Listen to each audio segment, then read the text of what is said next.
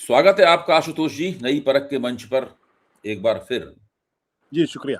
आखिरकार अमित शाह ने अपनी चुप्पी तोड़ी दी। उनकी आवाज सुनने का हम सब लोग इंतजार कर रहे थे। लेकिन जो वो बोले, सदन में बोलते तो कोई बात थी। सदन में तो वो बोले नहीं। सदन में तो अभी तक उन्होंने पैर भी नहीं रखा। हालांकि उनके पैरोकार, उनके झंडा बरदार लगातार इस तरह का माहौल बनाते रहते हैं कि जब वो आएंगे तब गरजेंगे, बरसेंगे, तब विपक्ष जो है वो हैरान रह जाएगा। उनकी बात सुनने की हिम्मत नहीं पड़ेगी विपक्ष में। उनके नाम से आतंकवादी थर्राते हैं वगैरह वगैरह, इस तरह की बातें लोग करते रहते हैं। लेकिन वो सदन में नहीं आ रहे। अब बोले भी तो वो एक ऐसी मीडिया एजेंसी के साथ के माइक पर बोले जो उनकी जेब में पड़ी रहती है। और वो बोले कि मैं तो चर्चा करने के लिए तैयार हूं। अगर आज विपक्ष चर्चा का पत्र दे तो मैं आज से लेकर कल तक उनका जवाब देने के लिए तैयार हूं। और राहुल गांधी ने तो फौरन ही, जैसे पहले कहा था, राहुल गांधी ने फौरन ही कहा कि हम उनका भाषण सुनने के लिए वहां नहीं आएंगे, भाषण सुनने के लिए नहीं बैठे हुए हैं। जो हमने बातें उठाई हैं उनका जवाब दें कि वहां पर लाठीचार्ज का ऑर्डर किसने दिया, पैलेट गन चलाने का ऑर्डर किसने दिया, जो सादा वस्त्रों में लोग वहां पर डंडेबाजी कर रहे थे वो लोग कौन थे। राहुल गांधी ने वही अपनी पुरानी मांग साफ की, जो दरअसल सारे देश की मांग है इस वक्त। जैनजी की मांग ही नहीं, सारे देश की मांग है। अच्छा, अब ये एक बार पहले ही पिछले पिछले वीडियो में भी मैंने आपसे चर्चा की थी कि भाई अमित शाह के गायब रहने का, और बड़ी अच्छी व्याख्या भी की थी उन्होंने, गायब रहने का कारण क्या है। अच्छा, अब ये जो ये जरा सी तिकड़म की है कि हम अब अभी चर्चा करने को तैयार हैं, रोज माहौल बनाया जाता है कि वो आने वाले हैं, फिर नहीं आते। अब खुद ही कह रहे हैं कि हम चर्चा करने को तैयार हैं, लेकिन विपक्ष करे तो तब पता लग जाएगा कौन भाग रहा है, क्या भाग रहा है। इस तिकड़म से होगा क्या आशुतोष जी? देखिए, आपने तिकड़म शब्द का इस्तेमाल किया है। हाँ। जो चिट्ठी उन्होंने दरअसल स्पीकर महोदय को लिखी है, अगर उसको ध्यान हम्म, से पढ़ा जाए, तो हम्म, उसका एकमात्र अर्थ ये निकलता है कि दरअसल वो इतिहास से लड़ने की कोशिश कर रहे हैं, क्योंकि उनको अच्छी हम्म, तरीके से मालूम है कि जब-जब इस समय का इतिहास, संसदीय इतिहास लिखा जाएगा, तब हम्म, ये उसमें बड़े काले शब्दों में दर्ज होगा कि हम्म, दरअसल जब इस देश का युवा सड़क पर उतरा हुआ था, तब उसके ऊपर लाठीचार्ज हुआ था, पायलट गन से उसके ऊपर हमला हुआ था, बच्चों की आंखों को नुकसान पहुंचा था और हम्म, नुकीली लगी हुई लाठियां चली थी, इलेक्ट्रिक हम्म, शेल्स चले थे। और हम्म, उस वक्त देश के गृह मंत्री अमित शाह थे। और जब जेनजी ने और विपक्ष ने ये मांग की कि आप सदन में आके अपनी बातों को रखिए और स्पष्ट करिए कि दरअसल ये हमला क्यों हुआ, किस लिए हुआ, किसकी वजह से हुआ, किसने आदेश दिया, तब हम्म, आप सदन से 22 दिन गायब रहे। तो हम्म, ये जो सदन से 22 दिन गायब रहे का ये इतिहास जो है, वो इतिहास में स्वर्णाक्षरों में नहीं लिखा जाएगा। हम्म, उनको मालूम है कि आज से 25 साल बाद, 30 साल बाद, 40 साल बाद जब भी इतिहास पलट कर देखेगा, तो ये हम्म, कहेगा कि उस वक्त हिंदुस्तान के गृह मंत्री और हिंदुस्तान के प्रधानमंत्री दोनों ही संसद के माध्यम से जनता का सामना नहीं कर पाए और एक तरीके से भागे हुए दिखाई पड़े। तो हम्म, दरअसल वो इतिहास में जो गलती उनसे हो चुकी है, या जो गलती वो कर रहे हैं, उसको दुरुस्त करने की कोशिश कर रहे हैं कि मैं भागा नहीं था, मैं दरअसल संसद के अंदर आकर अपनी बातों को रखना चाहता था, मैं विपक्ष के सामने विपक्ष से बैठकर चर्चा करना चाहता था, लेकिन उस चर्चा में विपक्ष ने हिस्सेदारी नहीं की, इसलिए इतिहास मुझे खलनायक ना बताए। दरअसल ये पूरी कोशिश उसी दिशा में कोशिश है, इतिहास में अपने आप को एक तरीके से माफी इतिहास से मांगने की कोशिश है। अब वो कितने कामयाब हो गए कहना मुश्किल है। देखिए, महत्वपूर्ण सवाल क्या है, आज भी जो बयान अमित शाह ने दिया है, अगर आप उसको ध्यान से देखिए, तो मैंने तो बहुत ध्यान से 2-3 बार उनके उस वीडियो को देखा और उनकी पूरी भाव-भंगिमा को देखा।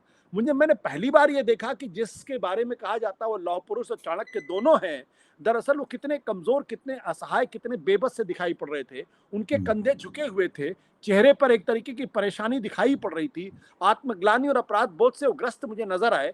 ये बॉडी लैंग्वेज उस व्यक्ति की बॉडी लैंग्वेज नहीं है, जो दरअसल गुजरात के समय से गृह मंत्री रहा हो और इस तरीके के कई मामले उन्होंने झेले हों।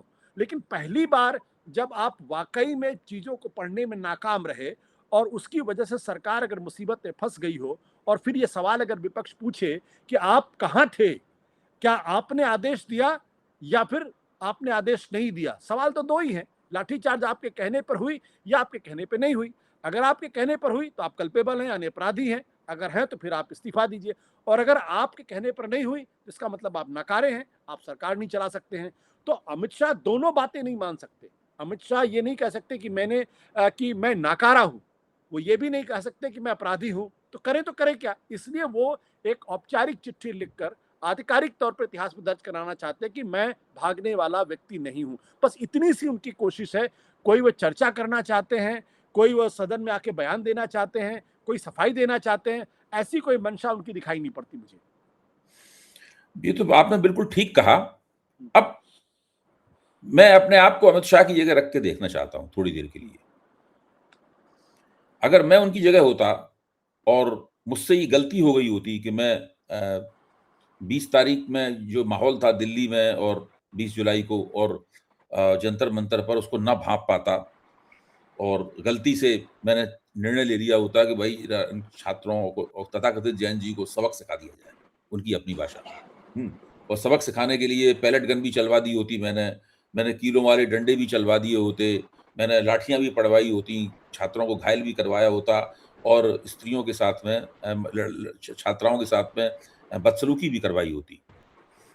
इसके बाद में फंस जाता और विपक्ष हमसे इसी तरह की मांग करता, तो मैं क्या करता?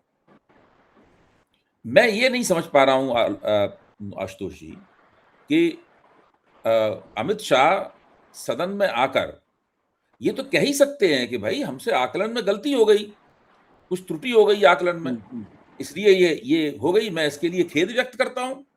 खेद व्यक्त करने से उन्हें कौन रोक सकता है? और खेद व्यक्त करने का मतलब हमेशा नहीं होता है कि हमसे एक गलती हो गई तो हम उसके लिए इस्तीफा दें। विपक्ष इस्तीफा मांगता रह सकता है, लेकिन अगर गृह मंत्री आकर खेद व्यक्त करे और कहे भाई ये गलती हमसे हो गई और ये उचित नहीं हुआ, जो छात्रों को संसद की तरफ जाने से रोकने में जितनी शक्ति बल को लगानी चाहिए थी उससे ज्यादा कहीं शक्ति लग गई और हम इसकी जांच पड़ताल कर रहे हैं और जो लोग दोषी हैं हम उनको सजा भी देंगे, उनको पकड़ेंगे भी और आगे से इस बात का ध्यान रखेंगे कि क्योंकि गृह मंत्री का तो एक कर्तव्य ये भी है ना भाई, राष्ट्रीय स्वयंसेवक संघ और भाजपा अधिकारों के ऊपर नहीं कर्तव्यों पर जोर देते हैं। तो गृह मंत्री का कर्तव्य है कि किसी के विरोध करने के लोकतांत्रिक अधिकार के भी रक्षा करें, ये भी तो गृह मंत्री का कर्तव्य है। तो हम उस कर्तव्य का आगे भविष्य में पालन करेंगे। इस बार हम नहीं कर पाए पालन, इस बार हमें क्षमा किया जाए, क्षमा शब्द का भी इस्तेमाल करने को खेद, तो इतना तो कह ही सकते हैं वो। इसमें क्या इतना कह के बिल्कुल बिल्कुल अपने आप को अच्छी तरीके से एक्सोनरेट कर लेंगे। जी बिल्कुल बिल्कुल वो कह सकते थे, लेकिन अभी एक बात हमें समझना पड़ेगा कि सामान्य राजनीतिक पार्टी के नेता नहीं है, ये एक वैचारिक पार्टी के नेता और वैचारिक जो विचारधारा होती है उसका एक अहंकार होता है। और उस अहंकार को आपने पहले दिन से देखा होगा कि जब शिक्षा मंत्री धर्मेंद्र प्रधान कहते हैं कि ये तो दहशतगर्दों की भी टीम है, उसी पार्टी के अध्यक्ष नितिन नबी कहते हैं कि ये तो दरअसल टुकड़े टुकड़े गैंग वाले हैं और ये तो वायरस हैं। उसी पार्टी के नेता कंगना रनावत ये कहती है कि ये तो जैन गटर हैं। रमेश बिधूड़ी कहते हैं कि दरअसल ये लोग तो पंचर और बनाने वाले लोग हैं। उसी विचारधारा के एक व्यक्ति केरल से आते हैं जो कहते हैं मैं होता तो मैं तो गोली चलवा देता 3 बार वार्निंग देने के बाद, और यहाँ जो औरतें आई हैं दरअसल वो तो बलात्कार करवाने के लिए आई हैं। इस तरीके के मतलब आप सोच सकते हैं ये सोच क्या है। और उसी विचारधारा के सह सरकारवाह अतुल लिमय कहते हैं ये तो एंटी सोशल, एंटी नेशनल और एंटी कॉन्स्टिट्यूशन है। तो ये सारे सेंटेंसेस एक जैसे क्यों दिखाई पड़ते हैं? और फिर जब उस क्रिया आप सड़क के ऊपर देखते हैं तो उसमें ये कोई सोच सकता है कि इस देश के अंदर पायलट गन कश्मीर के बाहर चले, लाठियां हो उसमें कील लगी हो, इलेक्ट्रिक शेल्स का इस्तेमाल हो, जो पुरुष पुलिस वाले हैं वो महिला बच्चियों के साथ किस तरीके से दुर्व्यवहार कर रहे हैं, और ये सब कैमरे के ऊपर है। ये क्यों है? इसमें एकमात्र अपवाद आपको कौन दिखाई पड़ते हैं? मोहन भागवत, जो आके खुलकर कहते हैं कि दरअसल ये एंटी नेशनल नहीं है, हमसे ज्यादा ईमानदार हैं। और नेता वो नहीं होता है जो सामने खड़ा होता है, भाषण देता है, उपदेश देता है, चुनाव जीतता है। नेता वो होता है जो पीछे से होता है। तो मोहन भागवत अकेले अपवाद इसमें दिखाई पड़ रहे हैं। ये जो विचारधारा का गुरूर और अहंकार है, दरअसल वो इनको लोगों के सामने आकर अपनी गलती मानने से रोक रहा है। ये अनायास नहीं है कि सिर्फ गृह मंत्री ही नहीं बल्कि प्रधानमंत्री भी सदन से गायब है। प्रधानमंत्री कम से कम ये आदेश तो गृह मंत्री को दे सकते थे कि भाई आप जाइए सदन का सामना करिए और 2 लाइन में ये बोल दीजिए कि भाई हम छात्रों की भावनाओं को समझते हैं और अगर कहीं कोई कड़ाई हुई है तो उस कड़ाई की जांच करेंगे, अगर कोई दोषी पाया जाए तो उसके खिलाफ कार्रवाई करेंगे। इतना बयान देने में किसी की हेठी नहीं होती, ना किसी की ईगो हर्ट होती। लेकिन जब आप विचारधारा में इतने अहंकार दग्ध हो जाएं तब फिर ये सारी स्थितियां पैदा होती हैं। अब चूंकि मैं तो ये नहीं मानता कि अमित शाह कोई बहुत मूर्ख आदमी है, वो बहुत ही समझदार आदमी है, राजनीति के बड़े चतुर खिलाड़ी हैं और पिछले 25 साल से वो लगातार गृह मंत्रालय कुछ सालों को अगर आप छोड़ दीजिए तो कम से कम गृह मंत्रालय और सरकार चलाने का कौशल उनके पास है। तो वो जानते हैं कि ये जो घटना हुई है, ये घटना बड़ी है, राजनीतिक तौर पर उनको नुकसान होगा, लेकिन व्यक्तिगत अहंकार और विचारधारा का अहंकार उनको ये कहने से रोक रहा, या सरकार के स्तर पर उनको ये संदेश होगा कि आपको अपनी गलती नहीं माननी है। अगर गलती मानेंगे तो फिर ये दिक्कत पैदा हो जाएगी हमारे लिए। फिर तो हमें क्योंकि अगर वो गलती मानेंगे तो राहुल गांधी ने जो 3 शर्तें लगा रखी वो क्या है? पहली शर्त क्या है? प्रधानमंत्री नरेंद्र मोदी आके माफी मांगे। दूसरी शर्त क्या है? कि अमित शाह आके गलती माने। तीसरी शर्त जो चढ़ावा चोरी को लेकर है। तो अगर अमित शाह ने अपनी गलती मान ली तो इसका मतलब उनको या तो माफी मांगनी पड़ेगी, अपने पद से इस्तीफा देना पड़ेगा। और अगर अमित शाह ने अपनी गलती मान ली तो फिर जो अभी जहां पे आके मामला रुका हुआ, अमित शाह पे रुका हुआ है धर्मेंद्र प्रधान के बाद, वो सीधे फिर प्रधानमंत्री के पास जाएगा। तो इसमें बहुत गड्ढमड्ढ है। मेरा मानना यह है कि 20 तारीख को ये लाठीचार्ज हुआ था, अगर उसी दिन या अगले दिन अगर गृह मंत्री आते, स्वतः संसद के अंदर अपना बयान देते, और देने के बाद ये इतना बड़ा टिटिम्मा खड़ा ही नहीं होता, और उनको राजनीतिक तौर पर जो नुकसान हो रहा है वो नुकसान भी नहीं होता। लेकिन कभी कभी कहते हैं ना कि बहुत चालाकी करने पे आदमी उस तरीके की मूर्खताएं करता है जो आप किसी व्यक्ति से उम्मीद नहीं करते। दरअसल उनके साथ ये हुआ। तो मेरा कहना यह कि जो व्यक्तिगत गलतियां हुई वो तो हुई हैं, लेकिन इसमें एक बहुत बड़ा रोल उस विचारधारा का भी है जो दरअसल पूरी तरीके से अहंकार में डूबा हुआ है, और जिसको मोहन भागवत कहीं ना कहीं थोड़ा सा निकालने की कोशिश कर रहे हैं। अच्छा, ये बात आपकी बिल्कुल सही है कि विचारधारात्मक लोगों में एक तरह की हेकड़ी आ जाती है। जो उनकी विचारधारा से संबंधित लोग नहीं होते हैं, उससे जुड़े हुए लोग नहीं होते हैं, उनको वो नीची निगाह से देखने लगते हैं, और उन्हें कमतर मानने की प्रवृत्ति उनके अंदर होती है। मैं खुद भी बहुत दिनों तक आइडियोलॉजिकल रह चुका हूँ, और बहुत कड़ा आइडियोलॉजिकल रह चुका हूँ। लोगों से झगड़े-वगड़े भी किया करता था अपनी आइडियोलॉजी को लेके।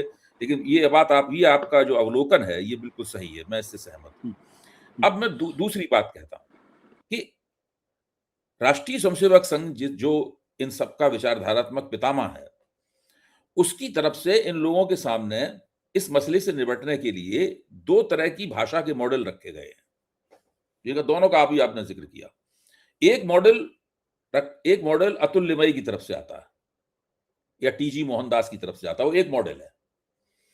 दूसरा मॉडल जो है वो मोहन भागवत और नरेंद्र मोदी की तरफ से आता है, जिसमें लल्लू चप्पू है, जिसके अंदर पोटने फुसलाने, आप अच्छे हैं, आइए चलिए बात करें, वगैरह वगैरह, जो हो गया सो हो गया, लेकिन आप बुद्धिमान भी हैं, आप तो हमारी पीढ़ी से भी ज्यादा काबिल हैं, इस प्रकार की बातें करके इस सबको करने की जरूरत है। तो यहां पर दिखाई पड़ता है, मोदी और मोहन भागवत का मॉडल दिखाई पड़ता है कि ये लोग मौजूदा परिस्थिति को, जिसमें राजनीतिक गर्मी बहुत है, उसको ठंडा करना चाहते हैं। और उसके पीछे उनका एक बड़ा डर है, बहुत बड़ा। वो डर क्या है? डर ये है, आज मैं अल जजीरा का एक लेख पढ़ रहा था, जिसमें उसने 4-5 लड़कियां और 1-2 लड़कों के बारे में कहा है।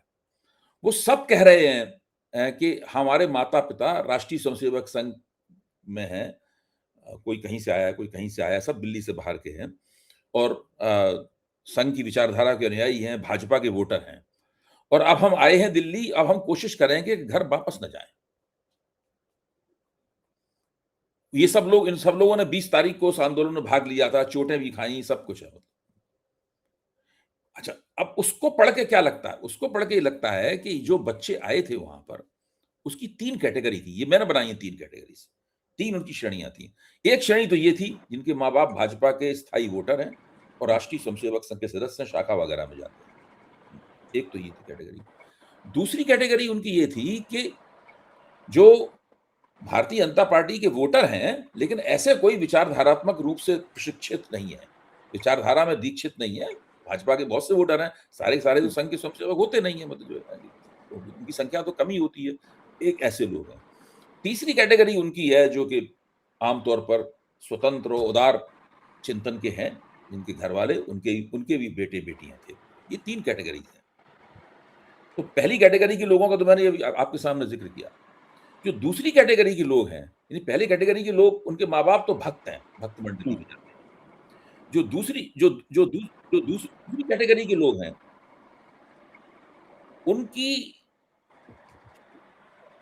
वो उनके वोटर हैं भाजपा के।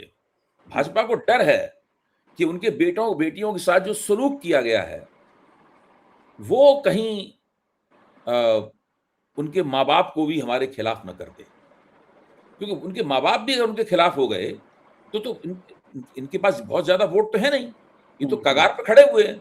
ज़रा से फिसले कि ये अल्पमत में चले जाएँगे और काफ़ी अभी भी अल्पमत में थे और भी ज़्यादा अल्पमत में चले जाएँगे, 100 के करीब सीटें आ जाएँगी इनकी। ये बहुत बड़ा डर है।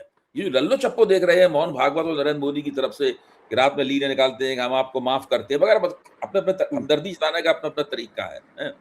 तो ये बहुत बड़ा डर है। आप याद कीजिए भाजपा ने एक पोस्टर भी निकाल रखा है, जिसके अंदर माँ-बाप किसी बच्चे के माँ-बाप कह रहे हैं कि मेरा बेटा भी जेन ज़ी है लेकिन हम उसको गुमराह रास्ते पे नहीं भेजते हैं मतलब, हैं? तो ये एक बहुत बड़ा डर है और इस डर की वजह से लल्लो-चप्पो हो रही है। तो अमित शाह तो राजनीति के खिलाड़ी हैं, उन्हें इस डर को समझना चाहिए। जी। नहीं नहीं, वो इस डर को समझ रहे हैं, ऐसा नहीं कि वो इस हुँ, डर को नहीं समझ रहे, लेकिन दिक्कत क्या होती है कि हुँ, आप एक मौलिक गलती कर चुके हैं। हुँ, अब मौलिक गलती करने के बाद वो भूल सुधार का रास्ता खोज रहे। दो देखिए, दो मौके आए हैं। हुँ, और इससे लगता है कि जो बेचैनी है और जो उनके चेहरे पर आज साफ दिखाई पड़ रही, तो बहुत स्पष्ट है। आपको याद हुँ, होगा पिछले हफ्ते जब राज्यसभा के चेयरमैन सीपी राधाकृष्णन ने ये कहा था कि भाई संसदीय कार्य मंत्री जी कृपया जाके गृह मंत्री जी को विपक्ष की भावनाओं से अवगत करा दीजिए। अवगत कराई। बिल्कुल। तो मैंने इस बात को कंफर्म किया कि ये बात हुँ, दरअसल सीपी राधाकृष्णन ने अपने स्तर पर नहीं कही थी। ये हुँ, बात उनके मुंह से कहलवाई गई थी ताकि एक एग्जिट रूट मिले और हुँ, विपक्ष को इस बात का एहसास हो जाए कि चलिए उनकी बात राज्य चेयरमैन साहब ने पहुंचा दी है, तो अब मामला हुँ, बीच का निकलेगा। वो एक हुँ, एग्जिट रूट था। और उसके बाद आपको हुँ, ध्यान होगा कि ये जो किरण रिजिजू ने सदन में उन्होंने आके बयान दिया कि भाई हुँ, गृह मंत्री जो है वो बात करने के लिए तैयार है, वो अपनी बात हुँ, को रखने के लिए तैयार है, लेकिन सदन में हंगामा नहीं होना चाहिए। और हुँ, ये देखिए अजीब इत्तेफाक की बात है कि ये उसी दिन ये बात की गई सोमवार को 1 बजे के आसपास, जब हुँ, झारखंड के यहाँ लाठीचार्ज हुआ। यानी एक फॉल्स इक्विवेलेंस क्रिएट करने की कोशिश की गई कि भाई आप जी। मुझ पर कैसे लाठीचार्ज का आरोप लगा सकते हैं। अगर हुँ, झारखंड में लाठीचार्ज हुआ, अगर वो हुँ, दोषी तो मैं भी दोषी हूँ। हुँ, तो ऐसी स्थितियां पैदा, लेकिन जो मैंने कहा कि कहीं ना कहीं इसमें कुछ बहुत बड़ा लोचा है। लोचा हुँ, शब्द का इस्तेमाल कर रहा हूं जो हमारी और आपकी समझ में नहीं आ रहा है। हुँ, और आप भी मालूम है कि सरकार के अंदर कोई भी मंत्री इंडिपेंडेंट नहीं है, वो अपने हुँ, फैसले स्वतंत्र रूप से नहीं ले सकता है। हुँ, क्योंकि जो मैंने पहले कहा कि जब मामला धर्मेंद्र प्रधान से आके अमित शाह पे अटक गया हो, तो हुँ, अगर अमित शाह कल अगर अपनी गलती मान लेंगे तो फिर वो सीधे प्रधानमंत्री पर वो हमला हमला जाएगा। हुँ, तो मोहन भागवत की बातों को मैं गंभीरता से इसलिए लेता हूं क्योंकि कहीं ना कहीं मुझे ऐसा लगता है कि मोहन भागवत की बातों में एक कंसिस्टेंसी है। वो हुँ, 2018 से लगातार सरकार को, नरेंद्र मोदी को, आरएसएस और दूसरे लीडरशिप को लगातार वो अलर्ट कर रहे हैं कि भाई जो हुँ, रास्ता आपने अख्तियार किया, जिस पर जिस गति से आप भाग रहे हैं, उस रास्ते में थोड़ा सा परिवर्तन करने की जरूरत है, अन्यथा हुँ, आगे हादसा होगा। क्योंकि हुँ, देखिए, आरएसएस का जो प्रमुख है वो अपनी विचारधारा के उलट तो बात नहीं कहेगा। हुँ, और मेरा कहने का मतलब ये भी नहीं है कि वो जो विचारधारा का कोर है उसमें वो कोई परिवर्तन चाहते हैं, लेकिन हुँ, वो जानते हैं कि विचारधारा में कभी कभी हमको टैक्टिकल रिट्रीट करनी पड़ती है, हमको एक कदम पीछे करना पड़ता है। क्योंकि आगे अगर ऐसी स्थितियां पैदा हो जाएं जिसकी वजह से विचारधारा को नुकसान हो, जो आपका हुँ, यूटोपिया है उसको नुकसान हो, जो आपका लक्ष्य है उसको नुकसान हो, तो आप एक कदम पीछे करते हैं। इसलिए आपने देखा होगा कि जब बहुत ज्यादा मॉब लिंचिंग की खबरें आने लगी, तब मोहन भागवत ने क्या कहा? उन्होंने साफ तौर पे कहा कि भाई बिना मुसलमान के हिंदुत्व अधूरा है। जब संभल का मामला हुआ तो उन्होंने क्या कहा, हर हर मस्जिद में शिवलिंग क्यों खोजना। उसके बाद उन्होंने कहा कि हमारा सबका डीएनए एक है। फिर 2024 के चुनाव के बाद उन्होंने कहा कि भाई स्वयंसेवक में अहंकार नहीं होता, कुछ लोग अपने आप को भगवान मानने लगते हैं। तो ये सारे बयान और साथ ही साथ आपने देखा कि वो जो मुसलमानों के बड़े नेता हैं उनसे वो आउटरीच करने की कोशिश भी कर रहे हैं। तो वो उस खतरे को समझ रहे हैं जो एक किसी कंपनी का चेयरमैन दूर से बैठ के जब देखता है तो उसको समझ में आता है, लेकिन सीईओ को वो बात समझ में नहीं आती है। तो मुझे हुँ, लगता है कि अमित शाह को जो फैसला करना है या मोदी सरकार को जो फैसला करना है वो पॉलिटिकल फैसला करना है। लेकिन हुँ, मोहन भागवत को जो फैसला करना है वो अगले 25 साल की योजना के तहत फैसला करना है। वो ये नहीं चाहते कि गलत रास्ते पर चलते हुए या अगर उससे बदलाव न करते हुए कहीं बड़ा नुकसान हो जाए। दिक्कत क्या हो गई है कि नरेंद्र मोदी ने ये तो आउटरीच करने की कोशिश की, लेकिन उसका कोई असर नहीं हुआ। जब असर नहीं हुआ, तो अब वो समझ गए हैं कि धर्मेंद्र प्रधान का इस्तीफा और उसके बाद अमित शाह का फंसना, तो इसका मतलब ये कि इसके जाने के बाद मेरा नंबर आएगा। अब क्या अमित शाह को हटाने के तैयार हैं और क्या अपने को निशाने पर लाने को तैयार हैं? क्योंकि आपने दोनों बार देखा कि जब किरण रिजिजू ने जब वो बयान दिया कि संसद में आके बयान देने को तैयार हैं, तो उसी परसों ही शाम को आपने देखा होगा राहुल गांधी और मल्लिकार्जुन खड़गे ने प्रेस कॉन्फ्रेंस की और प्रेस कॉन्फ्रेंस करके कह दिया भाई हमें इनके भाषण सुनने में कोई दिलचस्पी नहीं है। मेरा सवाल ये है कि क्या उन्होंने आदेश दिया, अगर दिया तो अपराधी हैं इस्तीफा दें, अगर नहीं दिया तो फिर वो नाकारे हैं। ये सवाल आज भी स्टैंड करता, आज भी राहुल गांधी ने यही बात आके कही। तो वो विपक्ष भी इस बात को समझ गया है, विपक्ष को भी एक खून तो लगी गया है, कम से कम कुछ समझ गया है कि ये मौका है जब हम अमित शाह और नरेंद्र मोदी को गुरूर को तोड़ सकते हैं, सरकार को लगातार कमजोर दिखा सकते हैं। तो अब मेरा मानना यह है कि इसमें अब जितना नुकसान होना था नुकसान हो चुका है, और अगर सरकार के अंदर जरा भी राजनीतिक कौशल या चातुर्य होगा तो कल आप संसद के अंदर अमित शाह आके मौजूद हो जाएं और अपने स्तर पर कोई बयान देके आपको उस पूरे पाप से मुक्त कर सके हैं। क्या वो ऐसा करेंगे? मुझे नहीं मालूम कि मैं इसको कैसे देखूं, लेकिन समझदार राजनेता अगर होते तो शायद वो ऐसा कोई गोल मटोल बयान देके निकल सकते थे। और कभी कभी होता है कि आप बहुत समझदार हैं लेकिन आप ऐसी बुनियादी गलतियां कर जाते हैं जिसका आपको अंदाजा नहीं होता। तो मुझे लगता है कि वो उसी फिनोमेना का शिकार है इस वक्त। अच्छा, इसमें एक और बात हो सकती है जी, मतलब मैं कयास लगा रहा हूं, एक और बात हो सकती है, वो ये हो सकती है कि धर्मेंद्र प्रधान ने अपने इस्तीफे के बाद जब पहली बार मुंह खोला तो उससे साफ हो गया कि उन्होंने जब इस्तीफा दिया उससे कई दिन पहले नरेंद्र मोदी जाके कह दिया था कि मैं इस्तीफा देने के लिए तैयार हूं। तो नरेंद्र मोदी ने उनसे ये कहा होगा कि ठीक है कोई बात नहीं, आप इस्तीफा देने तैयार हैं, लेकिन अभी आप होल्ड कीजिए उसको, अभी आप रोकिए, अभी बातचीत चल रही है, हम लोग अपनी कोशिशें जारी किए हुए हैं। अच्छा, फिर धर्मेंद्र प्रधान को इस्तीफा देना पड़ा। उसके बाद में अमित शाह इस पूरे चक्कर में फंस गए बुरी तरीके से। तो मुझे लगता है कि कहीं ना कहीं अमित शाह के ऊपर भी इस्तीफे का दबाव है। मतलब सरकार को नुकसान ना हो, पूरे प्रोजेक्ट को नुकसान ना हो, क्यों पूरा प्रोजेक्ट तो बहुत बड़ा है, सरकार तो एक व्यक्ति से बहुत बड़ी है, सत्ता हाथ से चली गई तो फिर कुछ नहीं रह जाएगा, जितनी भी बल्ले बल्ले हो रही है सब खत्म हो जाएगी। एक कोने में दुम दबाए लोग पड़े होंगे और जिस डंडे से लोगों को पीट रहे थे उसी डंडे से बीच बीच में इनकी पिटाइयां भी होंगी, बचाएगा तो ही ना कोई इनमें, राजनीति में कोई किसी को छोड़ता तो ही ना है। तो वो कहीं ना कहीं इनके ऊपर भी इस्तीफे का दबाव है, जो बहुत ही साइलेंट तरीके से अमित शाह के मानस पर, उनका रणनीतिक मानस इस चक्कर में इस दबाव से मुरझा गया है। और वो सोच रहे होंगे कि ऐसे भी दिन देखने पड़ेंगे जब मेरे ऊपर इस्तीफे का दबाव होगा कि मैं भी तो इस सरकार को बनाने वाले बिल्डर ऑफ दिस गवर्नमेंट, मतलब builder of the kind of Hindutva they have these days हैं, मैं भी हूं, मतलब जो है, और मेरे ऊपर भी इस्तीफे का एक दबाव कहीं ना कहीं से अमित शाह को ये एहसास हो रहा होगा कि भाई ये भी हो सकता है कि शायद देखो तुम्हें भी इस्तीफा देना, ये इसकी भी संभावना बहुत है। नहीं, मैं इस संभावना से बिल्कुल इनकार नहीं करता हूं, लेकिन चूंकि अब हमारे आपके पास कोई जानकारी उस तरीके से है नहीं, इसलिए हम सिर्फ इस बारे में एक अटकल लगा सकते हैं।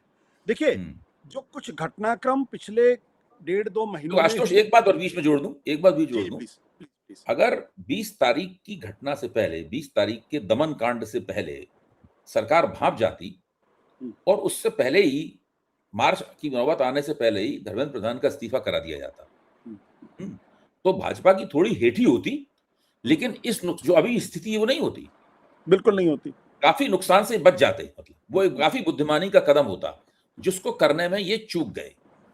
अब इनके मन में कहीं डर है, कहीं जैसी पंचायत धर्मेंद्र प्रधान को अपदस्थ करने के लिए लगी थी, वैसी ही जुझारू पंचायत कहीं अमित शाह के लिए न लग जाए।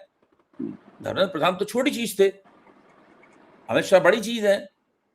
अमित शाह के खिलाफ पंचायत लगने का मतलब है पूरी सरकार के खिलाफ पंचायत लगना, उस पूरे रंग रुतबे के खिलाफ पंचायत लगना जो पिछले 12 साल से इन लोगों ने मिलजुल के कायम किया है। तो वो भी इनके मन में डर है। हाँ, अब आप बोलिए। देखिए, कुछ चीजें अप्रत्याशित हुई हैं पिछले 1-1.5-2 महीनों में। अब इसकी वजह से कई अटकलों का बाजार गर्म है। जैसे अगर आप देखें कि अमित शाह के 2 सबसे करीबी विश्वस्त विश्वास पात्र लोग, उनके ऊपर गाज गिरी है। अगर आप देखें, इनके 2 सबसे करीबी लोग कौन थे? धर्मेंद्र प्रधान और भूपेंद्र यादव। धर्मेंद्र प्रधान को अंत में इस्तीफा देना पड़ा और भूपेंद्र यादव के अपने ही ऑफिस के 2 लोगों को की सर्विस को टर्मिनेट कर दिया गया। उनमें से एक वो शख्स थे जो 30 साल से उनके साथ थे और संघ के आदमी। जी, जी। इस खबर की चर्चा उतनी ज्यादा नहीं हुई जितनी दरअसल होनी चाहिए, कि आखिर हुँ, अमित शाह का इतना करीबी आदमी, उसके हुँ, ऑफिस ऑफ डिपार्टमेंट नहीं, मंत्रालय नहीं, उनके अपने हुँ, ऑफिस के 2 लोगों की सर्विस टर्मिनेट हुई। क्यों? हुँ, हुँ, उसके पहले अगर आपने देखा होगा दतिया में नरोत्तम मिश्रा, वो भी अमित शाह के करीबी माने जाते थे। उनका भी टिकट हुँ, कटा वहाँ पे। उन्होंने हुँ, काफ़ी दिक्कतें पैदा करने की कोशिश की। पार्टी चुनाव भी हार गई, लेकिन टिकट हुँ, वापस नहीं। और हुँ, फिर उसके बाद अगर आप देखें तो बांकीपुर में जिस तरीके से पार्टी प्रेसिडेंट की विधानसभा क्षेत्र में भारतीय जनता पार्टी चुनाव हार गई। ये चारों चीजें ऐसी हैं जिनमें 3 चीज तो बहुत स्पष्ट है, धर्मेंद्र हुँ, प्रधान का इस्तीफा और भूपेंद्र यादव के यहाँ से उनके अधिकारियों का टर्मिनेशन और हुँ, दतिया, ये वो चीजें जो अमित शाह को डैमेज करती हैं। हुँ, और जो बांकीपुर का मामला है, वो दरअसल कहीं न कहीं प्रधानमंत्री नरेंद्र मोदी को डैमेज करता है, कि भाई हुँ, आपने ऐसे आदमी को पार्टी का प्रेसिडेंट बना दिया जो अपने ही कॉन्स्टिट्यूएंसी में चुनाव जीत नहीं सकता है, और वहाँ एक हुँ, नया आदमी आता है और उसको ढकेल के हरा देता है। हुँ, और क्या बुरी तरह भारतीय रहता जनता है। बुरी हुँ, तरह क्या भारतीय जनता पार्टी आज से कुछ समय पहले बंगाल चुनाव के पहले आप सोच सकते थे या बाद में सोच सकते थे कि अपनी पार्टी अध्यक्ष का चुनाव की कॉन्स्टिट्यूएंसी में चुनाव हार जाए? हुँ, क्या ये कोई सोच सकता था? और वो भी तब जबकि उस कॉन्स्टिट्यूएंसी के अंदर बीजेपी का वोट शेयर जहां वो कंसिस्टेंटली 60% पा रही थी, वहां से घट के 38 यानी 28% का ड्रॉप। हुँ, जो बीजेपी महाराष्ट्र बंगाल को इतने बड़े पैमाने पर जीत लेती है, वह बांकीपुर नहीं जीत पाती या हुँ, दतिया नहीं जीत पाती। तो इसका मतलब ये कुछ ना कुछ तो गड़बड़ है अंदर। अब वो हुँ, क्या गड़बड़ है, किस स्तर पर गड़बड़ है, उस संदर्भ में अगर आप अमित शाह के ऊपर जो दबाव इस वक्त बन रहा है कि भाई हुँ, राहुल गांधी तो सीधे कह रहे हैं अमित शाह इस्तीफा दे, ही शुड रिजाइन। हुँ, तो अगर अमित शाह इस्तीफा दे, ये मांग अगर तेज होती जा रही, विपक्ष लगातार इसको आगे बढ़ाता जा रहा है, हुँ, तो कहीं ना कहीं अमित शाह तो वल्नरेबल दिखाई पड़ रहे हैं। हुँ, और अमित शाह की चिंता ये नहीं कि मैं यहां तक पहुंच गया, तो भाई अब आपने जितना यश कमाना था वो तो कमा लिया आपने। भाई हुँ, आप, अमित शाह का नाम तो इतिहास से वापस नहीं जाने वाला। हुँ, हुँ, लेकिन उनको लगता है जब मैं इतने करीब पहुंच चुका हूं, सिर्फ कदम दूर हूं देश का प्रधानमंत्री नहीं, मैं भारतीय जनता पार्टी का सर्वोच्च नेता बन, ऐसे हुँ, समय में अगर मैं मेरे ऊपर ये दाग लगता है, ये जो चिंता है, जो भविष्य की राजनीति की चिंता है, भविष्य में जो पाना था उसकी जो चिंता है, उसका हुँ, बोझ इस वक्त मैं सीधे तौर पर अमित शाह के चेहरे पर देख रहा हूं।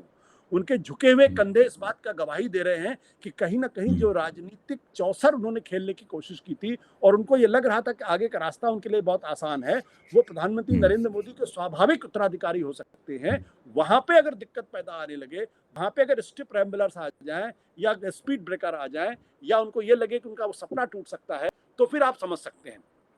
अब इन सब चीजों को आप कैसे एक जगह संभाल के रखेंगे, मुझे नहीं मालूम, क्योंकि इस वक्त अमित शाह की एक चिंता और होगी कि उत्तर प्रदेश में विधानसभा के चुनाव है, और उत्तर हुँ, प्रदेश हुँ, विधानसभा के चुनाव में अगर तीसरी बार कहीं योगी आदित्यनाथ जीत गए, तो भी एक दिक्कत पैदा होगी उनके लिए। और आपको याद होगा पिछले 2 महीने पहले एक खबर अखबारों में, अखबार में नहीं लेकिन सोशल मीडिया पे खबर बड़ी तेजी से चली थी, आज छोटे छोटे अखबारों में आई भी थी, कि भाई अमित शाह को अगले मंत्रिमंडल विस्तार में उप प्रधानमंत्री बनाया जा रहा है।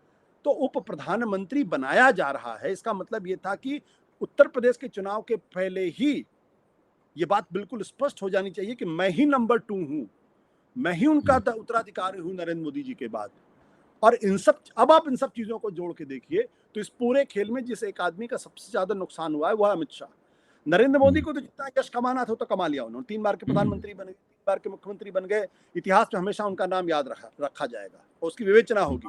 लेकिन अगर हुँ। किसी के भविष्य का शिराजा अगर बिखर रहा हो, तो आप समझ सकते हैं। इसलिए अब जो स्थितियां पैदा हो गई हैं, ये स्थितियां दरअसल अमित शाह को व्यक्तिगत तौर पर बहुत नुकसान कर रही हैं। राजनीतिक तौर पर जो करेंगी करेंगी वो तो कर ही रही हैं। बहुत-बहुत धन्यवाद आशुतोष जी। ये अंत में जिस तरह से आपने निष्कर्ष निकाला है, वो बहुत ही सुंदर निष्कर्ष है और मेरा मानना है कि वो जो राजनीतिक हकीकत है, उसके काफ़ी नज़दीक है। अब हम लोगों के पास दस्तावेजी प्रमाण तो होते नहीं हैं, हैं? इसीलिए हम लोग विश्लेषक हैं। जी। हम लोग विश्लेषक हैं, हम लोग सबूत पेश करने वाले लोग नहीं हैं। हम लोग विश्लेषक हैं। इसलिए काफ़ मुझे लगता है कि ये चीज़ जो आपने कही है, ये इस वक़्त भारतीय जनता पार्टी की जो अंदरूनी राजनीति है और उसके उसके उसके भीतर ये हकीकत के काफ़ी करीब है। बहुत-बहुत धन्यवाद इस सुंदर चर्चा के लिए। धन्यवाद सर, धन्यवाद।